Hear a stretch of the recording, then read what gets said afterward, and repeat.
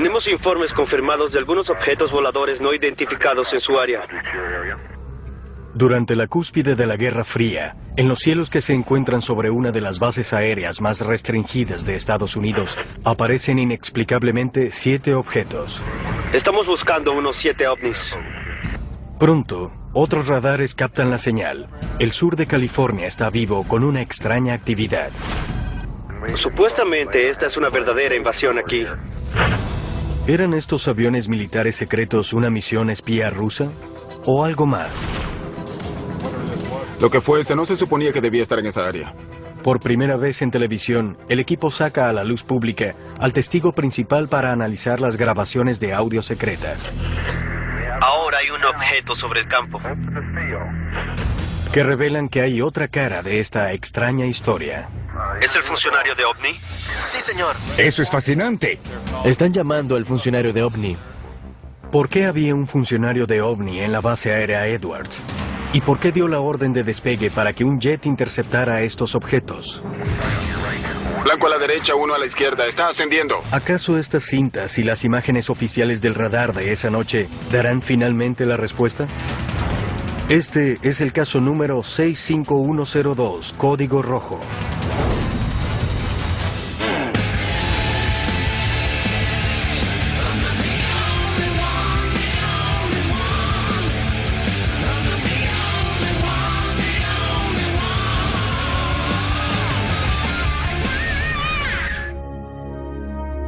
Es el año 1965. La base aérea Edwards, ubicada a tan solo 160 kilómetros al noreste de Los Ángeles, California. Este es el centro de los programas de pruebas de vuelo más secretos de las fuerzas militares de Estados Unidos. Pero hoy, el muy restringido espacio aéreo de Edwards es violado por objetos de origen desconocido. Objetos que se mantienen inmóviles en el aire a las afueras de la base durante 6 horas. La mayoría de los avistamientos de ovnis son encuentros solitarios, pero este no es un avistamiento normal. 9 locaciones diferentes son parte de este asombroso incidente. La torre de control de Edwards, donde fue reportado el primer contacto visual. La pista principal de Edwards, donde el extraño objeto es confirmado visualmente por segunda vez. El control de acercamiento radar de Edwards, que reporta que no hay ninguna aeronave en el área. La Agencia de Logística Aérea de Los Ángeles, que verifica sus contactos de radar locales y descubre que 4 de sus instalaciones de radares en California del Sur han confirmado lecturas en los radares. Boron, Riverside, Victorville y San Pedro. Finalmente, un F-106A Delta Dart que despegó en un intento por entablar combate con los objetos. Algo sucede en California del Sur que tiene que ver con 5 instalaciones militares.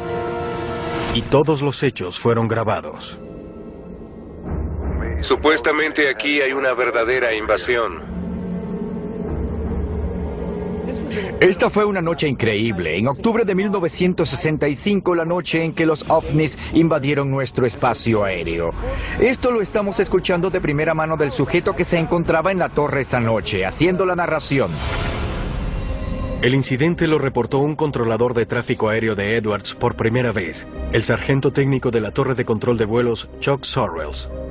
Vi un objeto verdaderamente luminoso, grande, hacia el este del campo. Y se quedó ahí durante un largo periodo de tiempo. En una aparición en televisión poco común, el antiguo sargento Chuck Sorrells, el controlador de la torre de la base aérea Edwards de guardia aquella noche, ha ido a discutir sobre lo sucedido y por primera vez analizar las grabaciones de audio del 7 de octubre de 1965. Distingo luces intermitentes rojas y blancas. Sorrells es responsable de todo el tráfico aéreo en y alrededor de Edwards, desde la torre de control. Tiene 12 años de experiencia en la dirección de todo tipo de aviones militares y conoce la mayoría, si no todos, de los diferentes modelos de aeronaves de la base aérea. Sin embargo, está a punto de ser testigo de algo que nunca antes había visto y que no puede explicar. Esto sucedió como a la 1:30 de la mañana. Primero vi un objeto verdaderamente luminoso. Busqué a un par de personas más que estaban trabajando en la base, el meteorólogo y 2 o 3 personas más que estaban de guardia esa noche para que vinieran a ver. Ellos estaban viendo lo mismo que yo. Hay un objeto en este momento sobre el campo. Está justo sobre el campo. Justo sobre Edwards, desplazándose hacia el sur, distingo luces intermitentes rojas y blancas. Y el capitán del destacamento 1 lo ha confirmado. Estaba demasiado baja para ser una estrella o algo así, a menos de 1500 metros, y eso duró bastante rato. Según él, el objeto es verde claro, con una luz intermitente roja en la parte de la base, y el objeto es grande y luminoso. Se aparecen 3 más de estos objetos, más pequeños, como de la mitad del tamaño del original, y se mantuvieron juntos. Tenían una especie de formación o por lo menos estaban muy juntos en forma de V. Se desplazaron hacia el sur de la base. En un momento dado aparecen 3 más. Estos 3 eran como naves independientes. Volaron hacia el norte, hacia el sur, el este y el oeste. Esto comenzó a suceder a partir de aproximadamente la 1:30 cuando vi la primera, hasta que apareció la luz del día y empezó a aclarar.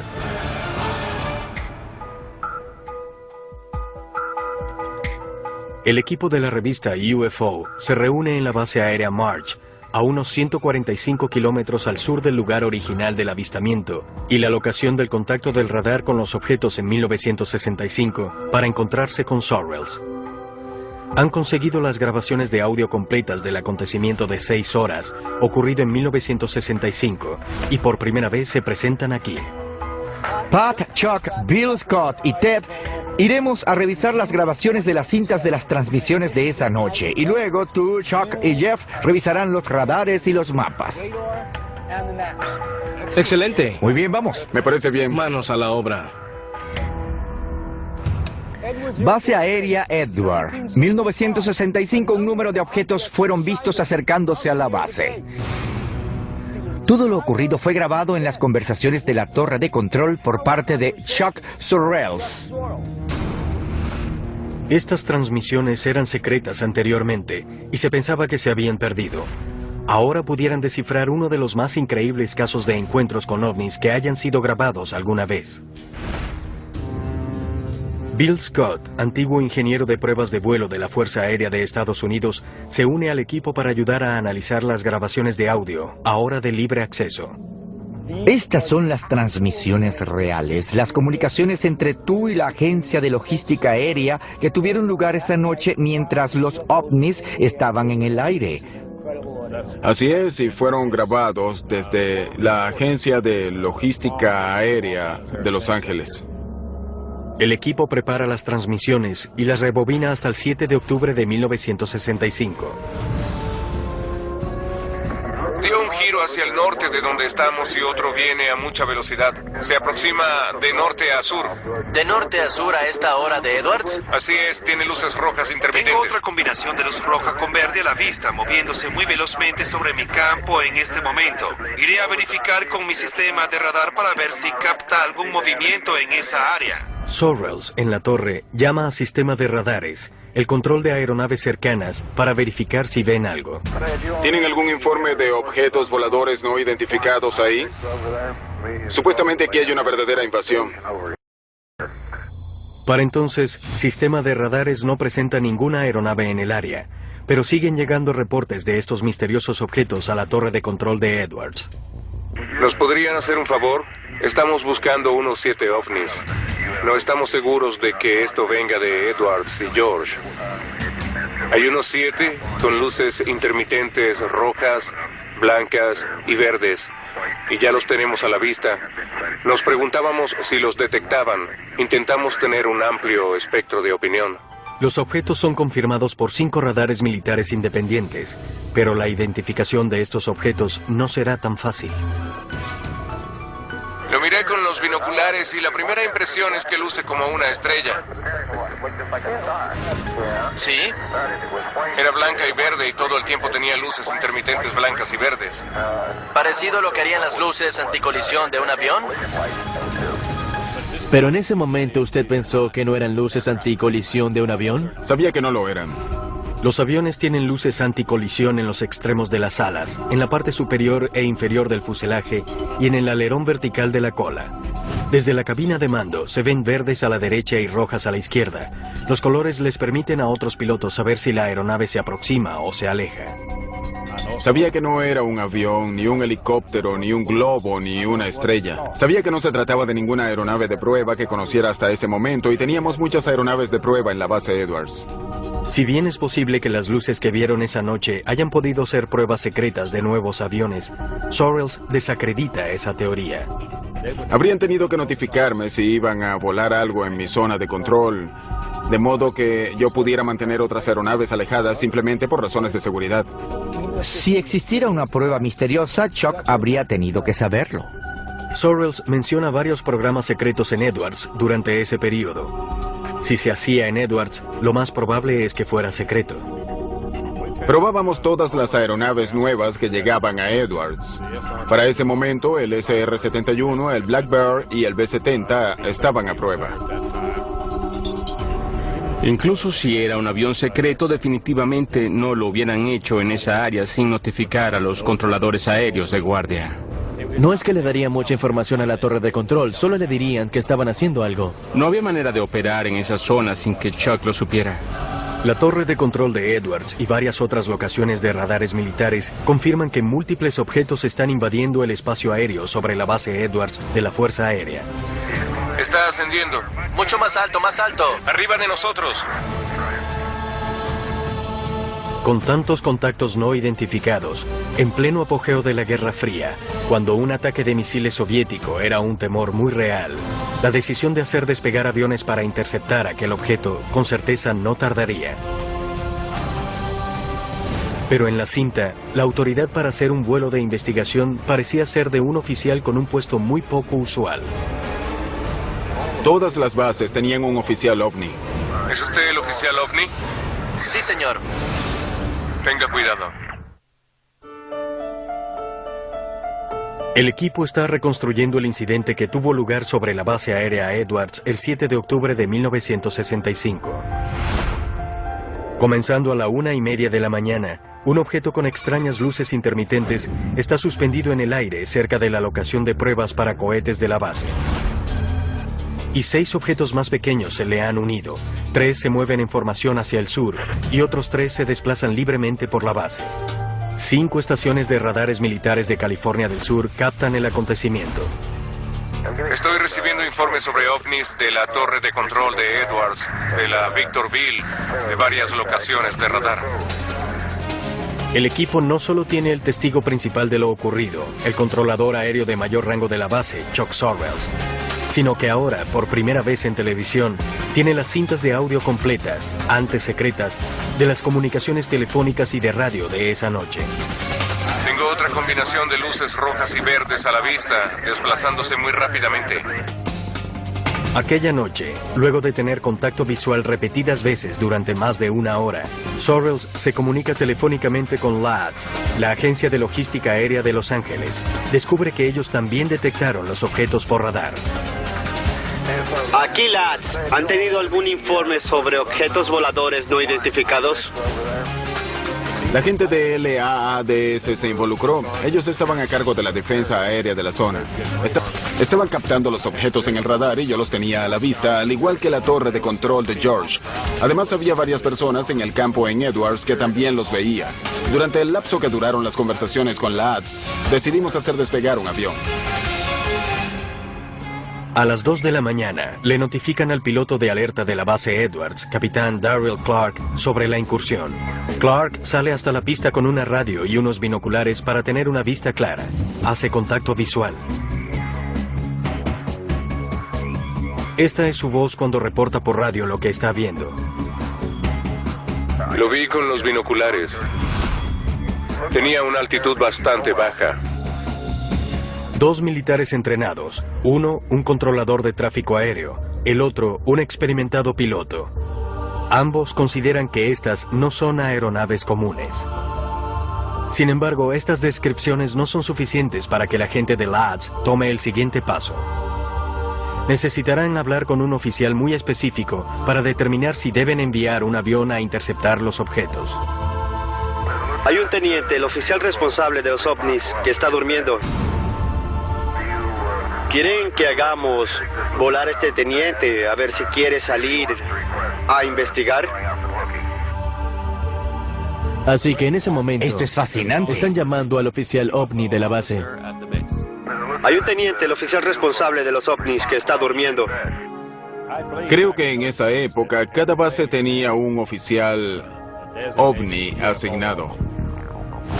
Según la Fuerza Aérea, los investigadores de la División de Tecnología Extranjera pudieron haber sido llamados extraoficialmente oficiales ovni, pero este no es un término que fuera usado alguna vez por la Fuerza Aérea de Estados Unidos para referirse a una posición oficial.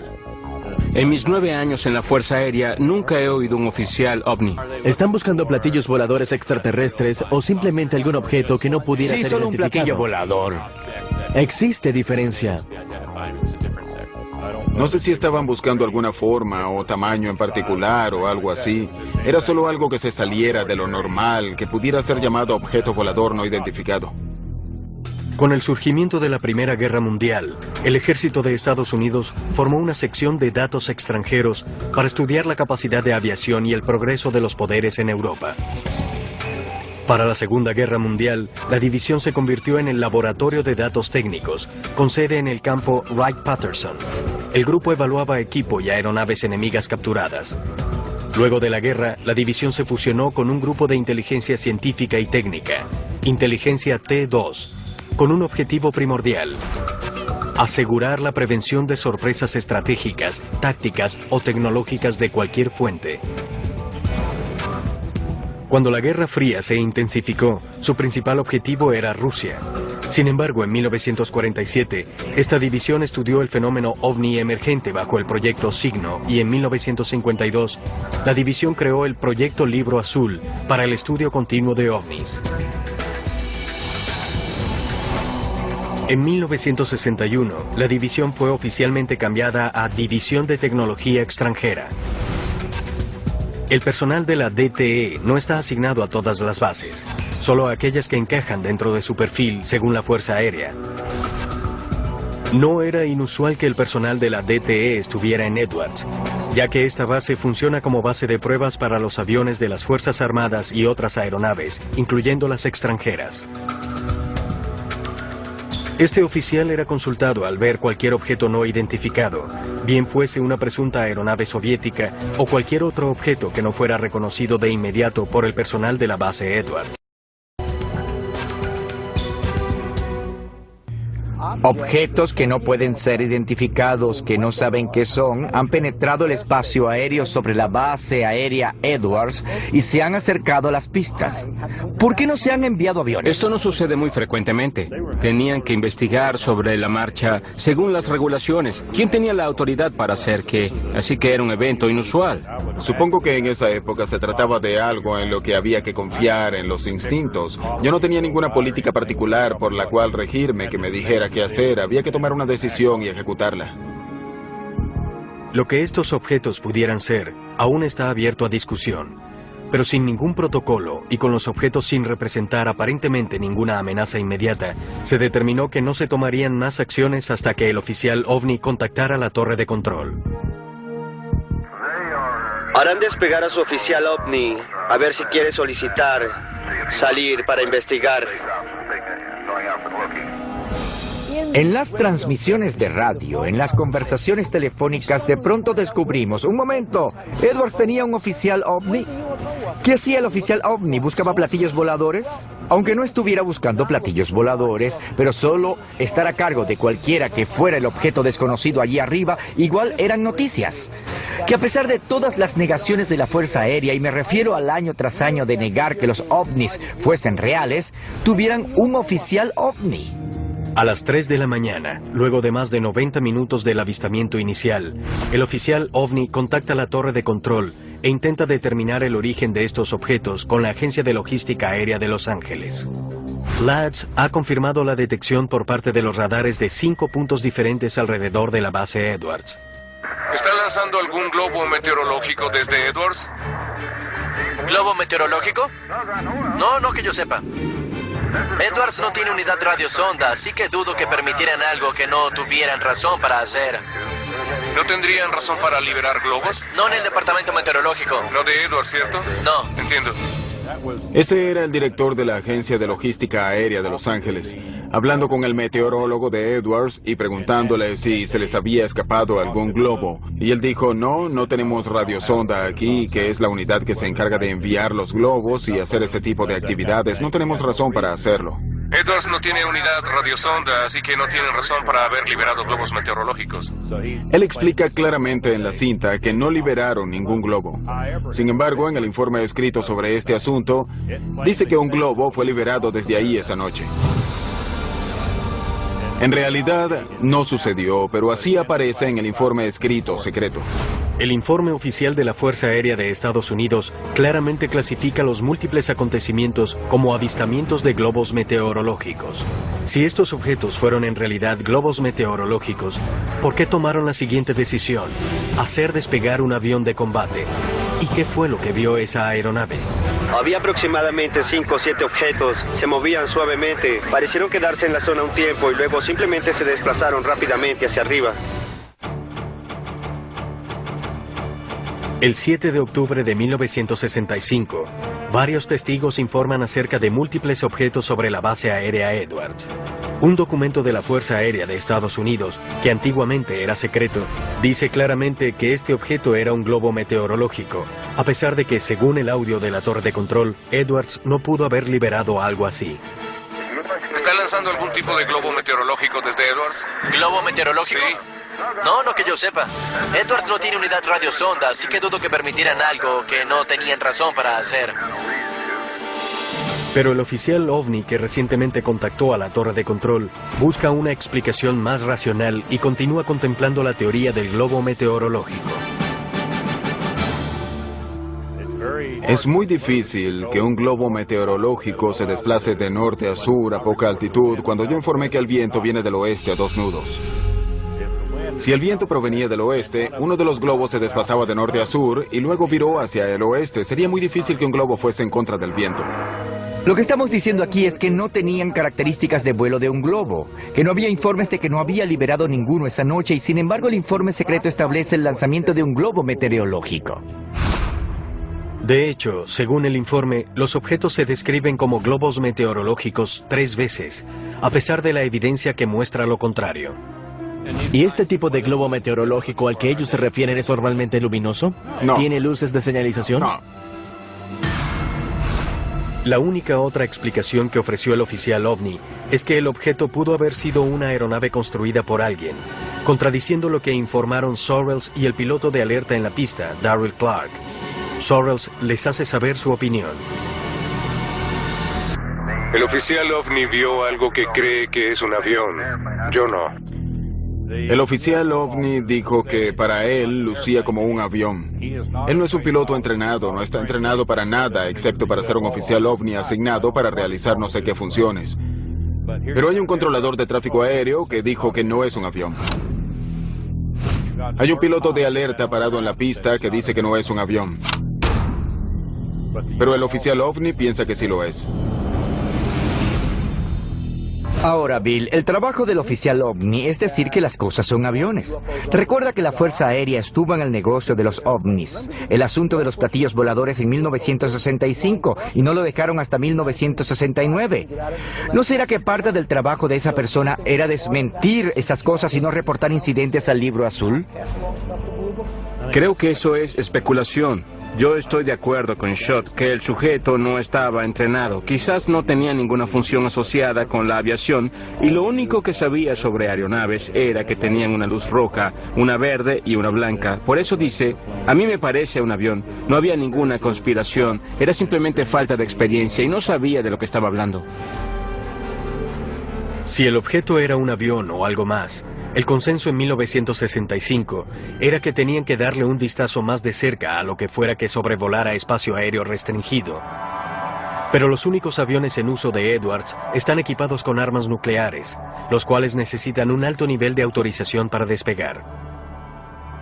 Estos aviones de alerta están designados específicamente para proteger a Estados Unidos de cualquier ataque entrante. Están provistos de armas nucleares para el caso en el que un ataque o contraataque inmediato sea requerido. Hacer volar a uno de estos aviones F-106 con armas nucleares sobre el espacio aéreo de Estados Unidos es demasiado riesgoso si no se sabe nada más acerca de estos objetos. No podemos utilizar los aviones de alerta, pero ¿tienen algún otro 106? Eso es todo lo que tenemos. ¿Es todo lo que tienen? Lo único que tenemos es un avión de alerta. Supongo que para esa hora ya eran cerca de las 4 de la mañana. Calculo que el incidente quizá ya llevaba 2 horas y media o 3 para entonces, porque durante el tiempo que le llevó al avión colocarse en posición e intentar seguirlos, los objetos habían ganado altura, se habían posicionado y no estaban ni remotamente tan visibles como lo estuvieron en un momento dado. ¿Crees que alguien lo está impidiendo o consideras que este es el procedimiento normal? Este era el procedimiento normal porque no tenían ningún avión de alerta que no estuviera armado y no tenían un piloto para... Cuando el avión alza vuelo, tanto Lads como Sorrells guían al piloto para que se acerque a los objetos. Pero surge un problema. Para entonces, ya han empezado a alejarse de la base. Alzó vuelo para echar un vistazo y luego lo pasó por la intersección de radar, pero se le estaba dificultando detectarlo en el área. En un momento dado yo estaba dirigiendo la aeronave, alineándolo con la pista, dándole el rumbo. Haz que descienda directamente por la pista de aterrizaje. Creo que está 01 a estribor 040. En un momento dado lo sigue hasta las alturas de 12,000 metros. Yo hablaba con el director y le preguntaba cómo le iba y le dije, bueno, se está acercando. 01 ahora se encuentra un poco a la izquierda. Blanco a tu derecha y otro a tu izquierda. Luego, cuando se acercó, le dije, está abajo. Torre de control, ¿qué tal están las cosas ahora? Busca ascender, busca ascender. Esa cosa está elevándose muy rápidamente. Está elevándose. Se encuentra a 12,000 metros y aún no está tan elevada. No está muy alto. ¿No muy alto? Pasó los 12,000 metros. Aún está bajo. Pero a medida que el piloto se acerca, los objetos se alejan más y más, hasta que finalmente desaparecen del contacto visual y del contacto del radar. Se desplazó ahora a aproximadamente 145 grados. A unos 65 kilómetros estimados y con mucha altitud ahora. Está casi invisible ahora. ¿Qué piensas de esto? Creo que fue un incidente inusual para todos los profesionales involucrados. El único poco profesional que escuché fue el oficial OVNI. Fue el único que pensó que era un avión. Las cintas, ahora de libre acceso, son solo el comienzo. El piloto de alerta, el capitán Clark, quien jamás habló sobre este incidente luego de esa noche y no podía saber que sería investigado en un futuro, a la larga le escribiría una carta a su esposa, describiéndole lo que había visto esa noche de octubre. Capitán Clark, ¿sí? ¿Qué opina de esto? Les diré que cuando vi esa cosa por primera vez se aproximaba a la base por el norte. Lo único que podía ver eran las luces intermitentes, no giratorias. Lo vi bien con los binoculares, parecía empujar una pequeña nube hacia el frente. Existe la teoría de que una vez que la humanidad comenzó a desarrollar energía y armas nucleares, Creo que la libertad es lo más valioso.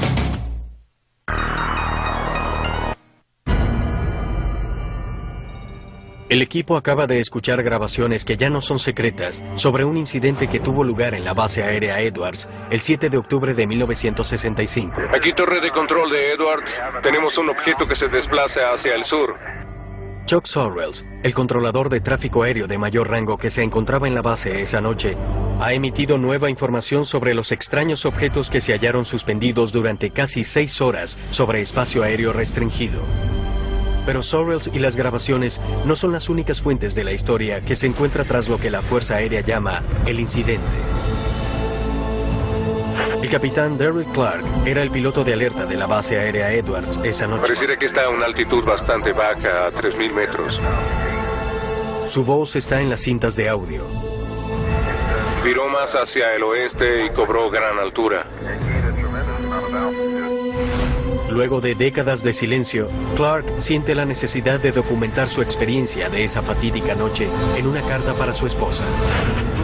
Lo importante de esta carta es que el capitán Darryl Clark era el oficial de mayor rango que se encontraba de guardia, y su relato corroboraba el relato de Chuck Sorrells. Ambos mantuvieron esto en secreto tanto tiempo como pudieron. Evidentemente, este incidente había dado vueltas en su cabeza durante décadas antes de que decidiera compartir el secreto con alguien. Esta carta fue entregada al equipo de UFO Hunters por Sam Sherman, el arquitecto de las transmisiones de audio reconstruidas que se grabaron en Edwards aquella noche. Sherman la obtuvo directamente del hijo de Clark. Estaba en alerta en la base aérea Edwards, en California, y era el oficial de mayor rango que se encontraba de guardia. Como a las 2 de la mañana recibió una llamada del controlador aéreo de mayor rango. Dijo que habían recibido informes de ovnis y que habían captado algo en los radares. Hola, le habla el capitán Clark, Alfa Lima. Bien, capitán Clark, aquí el teniente Reid. Tenemos informes confirmados de algunos objetos voladores no identificados en su área. Muy bien. Cuando pasé el escáner por el cielo, vi una luz intermitente al noroeste de mi posición que se desplazaba hacia el sur, a unos 300 metros de la superficie y a aproximadamente 300 nudos. El ovni nunca se estabilizó, continuó ascendiendo. Pareció desplazarse directamente hacia el espacio, hasta que finalmente perdí el contacto visual. Darryl A. Clark. El incidente también se rumoreó al día siguiente entre aquellos que se encontraban en la base pero no habían presenciado los hechos. El piloto de pruebas, George Merritt, estaba asignado a Edwards para entonces y recuerda la energía que rodeaba esta historia. Me llamo George Merritt. Me gradué en la Escuela de Pilotos de Prueba de la Fuerza Aérea en la base aérea Edwards. Cuando llegué a trabajar a la mañana siguiente, había rumores de unas extrañas luces que habían sido vistas al sur de la base, tarde en la noche y hasta temprano en la mañana. Todo el mundo hablaba, como en los programas de televisión, sobre la noche anterior. Todos preguntaban, ¿qué fue? ¿Qué crees que fue? Y Merritt confirma por qué le tomó a la Fuerza Aérea tanto tiempo para hacer despegar un avión que fuera a investigar. Comenzando por el presidente, tienen algo que determinar a ese nivel, a nivel del Pentágono. Si existe amenaza y si queremos que estos interceptores armados nuclearmente despeguen, identifiquen el blanco y lo derriben, lo tomamos muy, muy en serio. Estas luces no presentan ninguna amenaza para la base aérea Edwards. Nadie está bombardeando. Nadie está disparando misiles ni armas. Ni hay paracaidistas. Nada que represente una amenaza para Edwards, ni en ese momento para la defensa aérea de los Estados Unidos. El informe va para alguien llamado el oficial ovni de la base, ¿cierto? Ese es el capitán John Belent. B-E-L-E-N-T. El capitán John Belent es parte de la División de Tecnología Extranjera de Wright-Patterson, lo cual significa que suceden cosas secretas en Edwards que necesita supervisar y reportar a sus superiores. Fue él quien escribió el informe oficial de la Fuerza Aérea, quien lo firmó, y luego ascendió por la cadena de mando. Así que ese es el informe oficial de esto. No fue escrito por personal de la base Edwards. Este informe oficial de la Fuerza Aérea fue el mismo informe que identificó a uno de estos objetos como un globo meteorológico. ¿Pudiera haber sido esta tecnología secreta que Valen no tenía autorización para revelar o de la cual no estaba enterado? Durante la reconstrucción inicial de las cintas de audio, Sam Sherman se puso en contacto con Valent para discutir el incidente, pero este se negó a hacer comentarios y no estuvo interesado en participar en la investigación de Sherman. Fíjense en mi punto de vista, 1 año y medio antes, cuando era estudiante de la Escuela de Pilotos de Prueba, el presidente Johnson anunció que el Blackbird JF-12 se encontraba en Edwards. Vi uno de ellos rodar por la pista, era la primera vez que veía al Blackbird. No sabía nada acerca de Groom Lake ni del Área 51, y aquí venía desplazándose sobre la pista el más maravilloso avión de combate que jamás hubiera visto.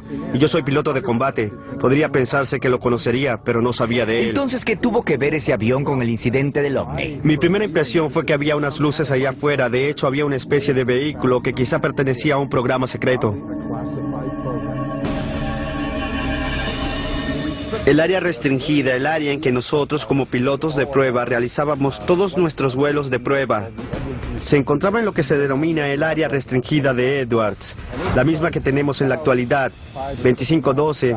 Comienza a unos 8 o 9 kilómetros al sur de la pista y se extiende hacia el oeste, el norte y el este, así que las zonas de prueba de nuestras aeronaves estaban todas al norte de la base Edwards.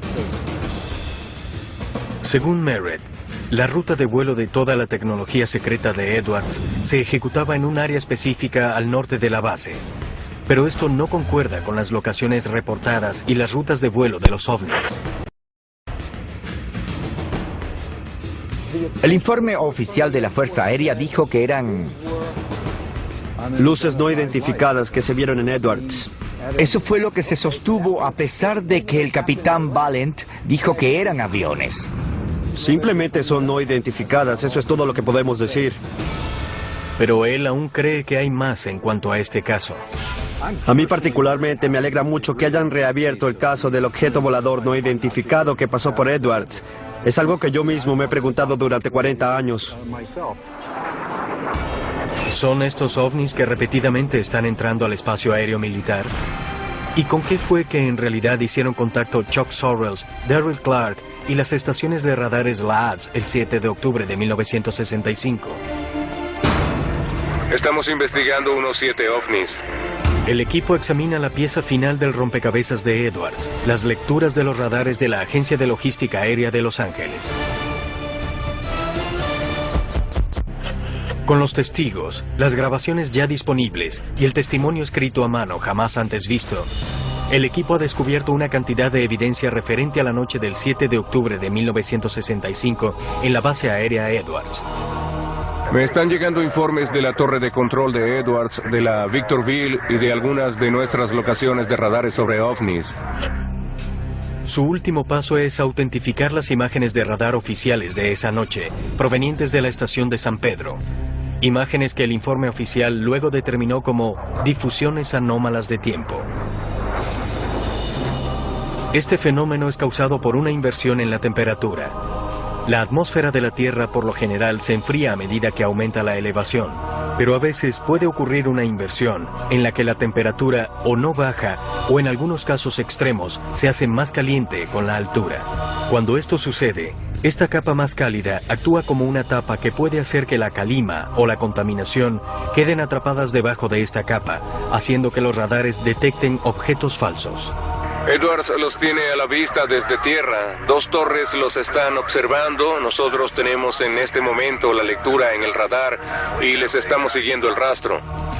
El analista de radares, John Kirk, ayuda al equipo con la autentificación de las lecturas y con la discusión de las teorías sobre qué más pudieron haber sido estos objetos.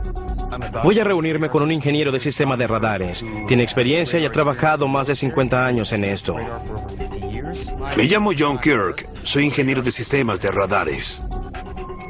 Estas son las imágenes originales de las lecturas de los radares del Fuerte MacArthur, tomadas en San Pedro durante aquella noche en 1965. Las imágenes se tomaron en intervalos, creando una cronología visual que sigue los movimientos de los objetos a lo largo de todo el incidente. Se desplazan y ascienden lentamente y han sido confirmados por los radares. Si observan las imágenes, son bastante regulares. Esta es la visualización y estos son simplemente marcadores. Lo que esto me indica es que este radar sí detectó algunos blancos en movimiento y sí generó información sobre ellos. En la imagen de radar, estas áreas son identificadas por Kirk como blancos en movimiento. Entonces aquí hay múltiples blancos. Pareciera que hay múltiples blancos y al revisar los ciclos de algunas de estas verán que las fotografías cambian. Luce como si hubiera quizá 1, 2, 3, yo digo que hay unos 4, 5 o 6 blancos. Kirk cuenta 6 blancos en la imagen del radar. Sin embargo, esto no desacredita las teorías de propagación anómala. La propagación anómala puede ser causada por la inversión del estado del tiempo, la llegada de nubes de tormenta, humedad en el aire. Hay mucha anomalía atmosférica ahora. ¿Tiene alguna idea de lo que pudiera ser? Estamos tan desconcertados como ustedes. Es difícil para mí pensar que eso es propagación anómala. Si lo fuese, pudiéramos pensar que veríamos más una mancha grande en lugar de individuales. ¿Esto no luce como propagación anómala? Parecen objetos individuales. Según Kirk, La propagación anómala aparecería como una mancha, mientras que estas imágenes parecen ser blancos individuales. ¿Lucen como blancos? Para mí lucen como blancos. Ahora, ¿de qué tipo? No lo puedo determinar, no tengo idea. Pareciera que hay blancos ahí afuera y los radares parecen estar funcionando como debe ser. Además, 5 estaciones de radares diferentes no registrarían la misma lectura falsa y al mismo tiempo. Si bien Kirk no pudo especular en cuanto a lo que pudieron ser esos objetos, está impresionado con la cantidad de evidencia que rodea esta historia. Parece que un piloto anotó, esto es lo que vi, para que un operador de vuelo diga, esto es lo que vi. Hay mucha información en común, no puedo refutarla. Basándome en esto, lucen como registros reales. No parece que haya sido propagación anómala. Pareciera que estas imágenes son reales. Hay 3 objetos definidos, no es el estado del tiempo, no es interferencia. Delimitan el objeto, pero no ven la aeronave. No pueden distinguir lo que son. El antiguo meteorólogo del Servicio Meteorológico Nacional, William Puckett, también tiene evidencia que sugiere que estas imágenes de radar no pueden definirse como propagación anómala. La noche del 7 de octubre de 1965, según el Centro Nacional de Datos Climáticos, la atmósfera estaba muy seca y no presentó inversiones de temperatura, 2 características claves que pudieran crear estas lecturas falsas de los radares. Sin que estas condiciones estén presentes, las posibilidades de que lo que el radar detectó sea propagación anómala son casi nulas. El estado del tiempo en la superficie de Edwards, desde la medianoche hasta las 6 de la mañana, muestra también cielos despejados, temperaturas suaves y de poco a 0 viento, y la visibilidad se calculó en 55 kilómetros. Con estos factores, la distorsión o identificación errada de objetos celestes como Júpiter, Saturno u otras estrellas es poco probable. Pero luego del incidente y la subsiguiente investigación de este, las fuerzas militares decidieron sellar todos los expedientes y las pruebas de audio que se referían al caso.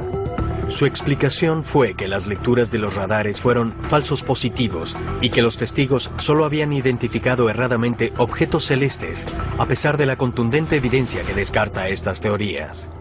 Para mí es asombroso escuchar que quizás haya ovnis penetrando impunemente espacio aéreo resguardado, espacio aéreo militar en los Estados Unidos.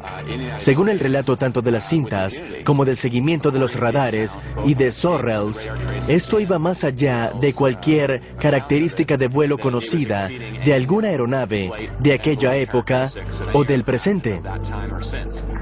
Tiene mucha más altura de la que tenía cuando lo vimos la primera vez. Estas grabaciones de los incidentes originales me pusieron la piel de gallina. Tengo otra combinación de luz roja con verde a la vista moviéndose muy velozmente. Cuando te sientas y escuchas a todas las personas que tuvieron que ver con el incidente, había muchas voces en esas conversaciones que no sabían lo que estaba sucediendo. Por supuesto, cerca de Edwards terminas viendo casi cualquier cosa. El audio es la prueba contundente. Está ganando altura. Mucho más alto. Así de rápidamente. Pareciera que está justo encima de nosotros. Mantuvieron la cinta secreta durante 30 años. ¿Qué había en esa cinta que tenía que ser secreta? ¿Armas secretas? No. ¿Un radar especial? No. Lo que eran ovnis. Más de 40 años después, el incidente de la base aérea Edwards sigue sin tener explicación. En la actualidad, el lema del Centro de Pruebas de Vuelo de Edwards es Ad Inexplorada, hacia lo inexplorado. Una descripción adecuada para aquella noche de octubre, quizá el más convincente y poco conocido avistamiento de un ovni hasta el día de hoy.